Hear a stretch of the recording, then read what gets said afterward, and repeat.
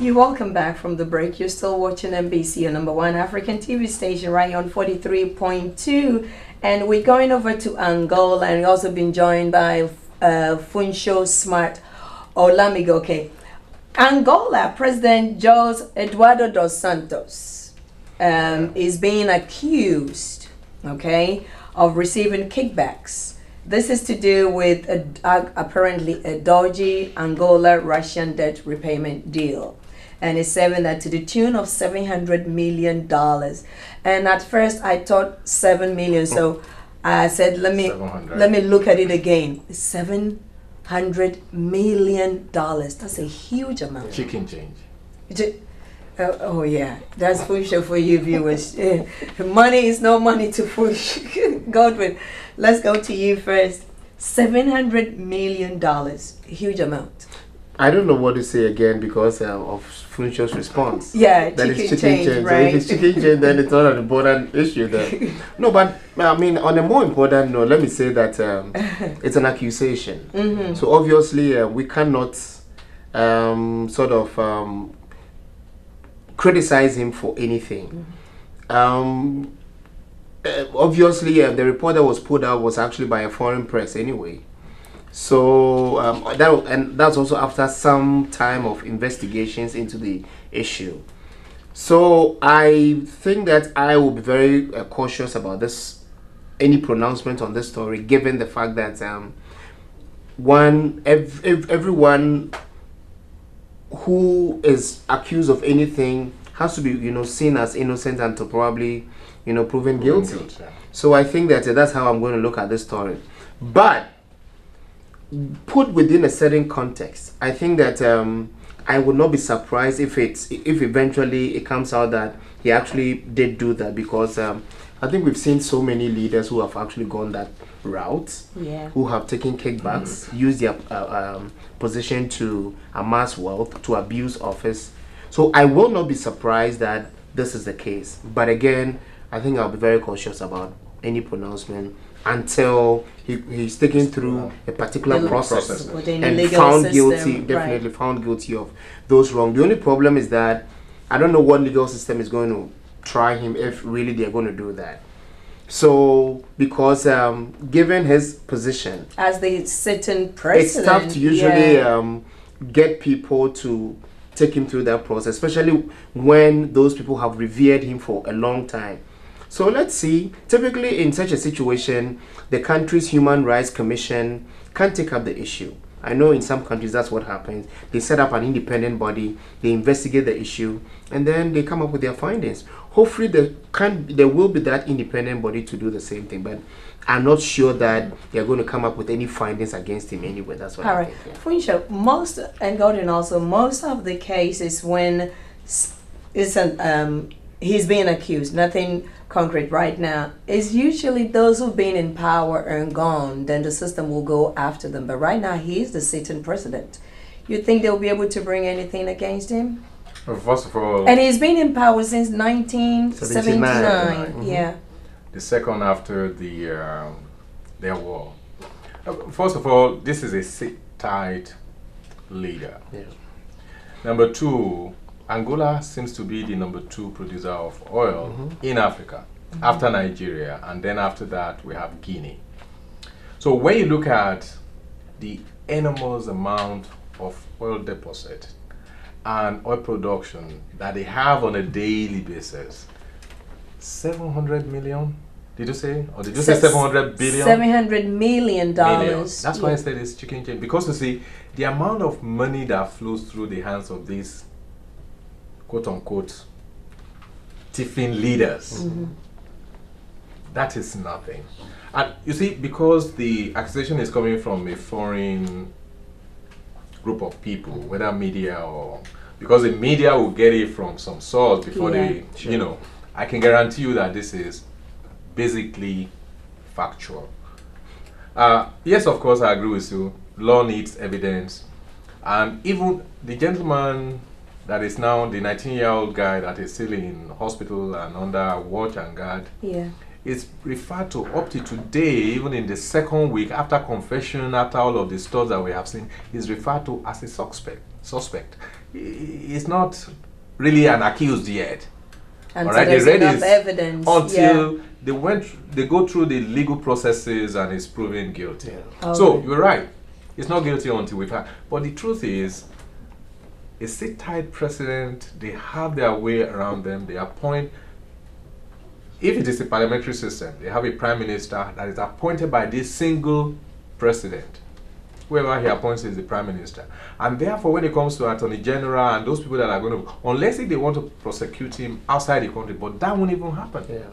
So, at the end of the day, they may just be able to prove that he did it, but nothing is going to come out And also, of I it. don't believe the Western powers will want to see any chaos in Angola right now. No. Yeah. With the kind of war they had, Hmm. ha. They won't want another one. You see, no country survives a second civil war. I'm telling you. That's why I was crying here the other day. Nigeria cannot afford to have another civil war. All right. So Angola, Nigeria was even better. Civil war in the 60s Biafra, was yeah. better compared to what they went through in Angola. I have a lot of families in Angola who moved their entire family extended and to India. Yeah. Wow. I'm telling you, they went to primary. Some of them were born there. Some of them went through primary school there, secondary school. Some of them are finishing college right now. They moved out completely. Because of the Angola, war is not good. It's easy when you hear about war, you read about war, you watch video. No, it's not the same thing as when you, for instance, have one loved one trapped, ordinarily trapped. Yeah. It's not good. It's not going to happen So again. we pray that nothing will Yeah, one happen. point, But- one quick okay. point about an issue that you raised about the time, sort of, typically it's when they leave office that we hear about Yeah. some of these things. Part of, this is a special case. Part of it is because this is an old case, because this whole It's not thing, right. He's been it's- there it's for that a while. and two, Yeah. this man has been in power for 34 years. That's a So pretty obviously he's not going to long leave, time. you know, so obviously there's been enough time for people to do whatever research that they can do, which is why this is coming up. If it were an 8-term president, obviously these things will come up later. But 34 years, I think they've had enough. Yeah, I'm not time. even sure he's living in any That's my time soon. point, yeah. Oh, Future said he doesn't believe I don't think he's so. leaving anytime I'm telling soon. you. But let's still stay with Angola just for a few minutes, where the president's daughter, Dos Santos' daughter, is now, and I pray there will be more coming.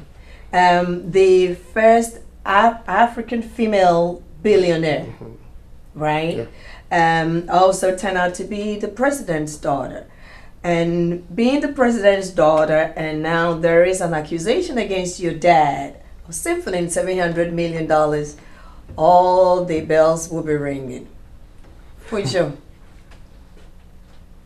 Well, you're right.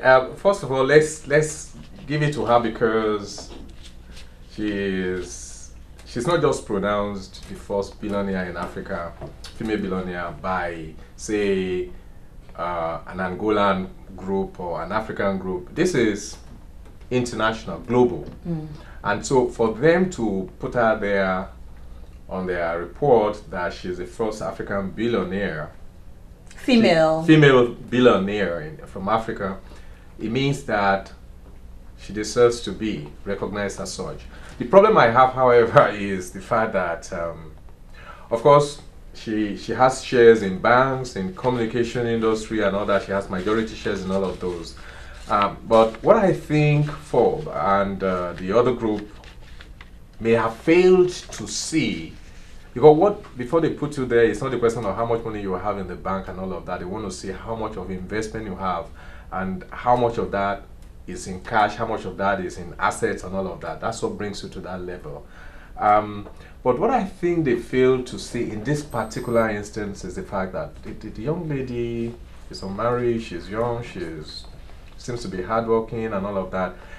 In a country where, for instance, the average family lives on like $1, $2 a month, and the president's daughter is a billionaire earning so much money from investment within that same country. And with that much oil also in that Yeah, country. without so much oil. But then the question is, what is the background of our investment? Because you can't make that kind of money without having investment. Where did that money come from? She ran restaurants, she ran banking, she did telecommunications and all that. Those are big time investment. Where did that money come from? So nobody is talking about that, and that is my concern. It's wrong for me to say because I don't have any evidence, empirical evidence, but obviously a lot of the times it could be part of the money the president is pilfering that is going into the daughter's account and going into investment. It's crazy to say, but I'm telling you. Yeah, because You understand what I'm it saying? seems like it's I need someone the to tell me. timing. You know what I mean? It's really bad. It's just the timing. It is an accusation against the president of Angola. Then here comes the daughter. So, Godwin. In all fairness to this lady, I would like No, to. we're not saying. We just. I personally, I'm just saying is the timing. She might be all that Funsho is saying. Hardworking. She was into the catering industry. Went to telecommunications, banking, and all that.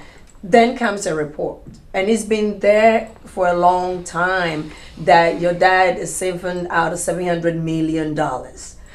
People would think and assume that, okay, we think you got part of the money too. No, I agree with you. I think that it's some wicked coincidence, which is why we are talking about some of these issues. But again, in all fairness, let's give it to this lady. One, the fact that she's Africa's first billionaire is fantastic. Two, if you look at where she started from kind of on a very low level. She started a restaurant. And for me, I think that she was a very smart businesswoman. She has, again, as Funsho rightly mentioned, she has over 20% of shares in a bank in Angola. That's majority share. And then she also has over 20% of some shares in a cable company in Portugal. That too, of course, the Angola-Portugal thing, Portugal we understand. Always, So that's how smart she can be. So in that sense, I think that she's earned it. The problem, again, as you guys have rightly mentioned, is that it is so difficult to talk about this without mentioning the name of her dad. Oh, yeah. How many people who are not daughters and sons of presidents have come to this limelight? There could be some other billionaires, but because they are not presidents' sons and daughters, we are not hearing anything about those people. No, if they are billionaires and they earn it the right way, that is, it's not just that they have 10 billion at the back of their home or backyard. That's what I'm saying. You know, there are some people who do that, who don't do that kind of open investment. No one knows about those people. So, but again, so the point I'm trying to emphasize over here is this: I think that I will give it to her, and I want to kind of come up with some kind of a disconnect between her story and her dad's. You can disconnect, but she can't. I don't know how she's going to play this one down. It's such a wicked coincidence. The timing but is I think just that right. I'll give it to her. All right. Well, kudos to her. But we wish them luck. Yeah. The president of Angola and the daughter, we wish them all the best. And we're taking a short break. We'll be right back. Oh, you want to add something? Time we catch up with the likes of them that steal the people's money. I cannot but say that. Right. True. All right. Can we catch up with them? Oh, of course. Whether now or in afterlife. We'll be right back, viewers.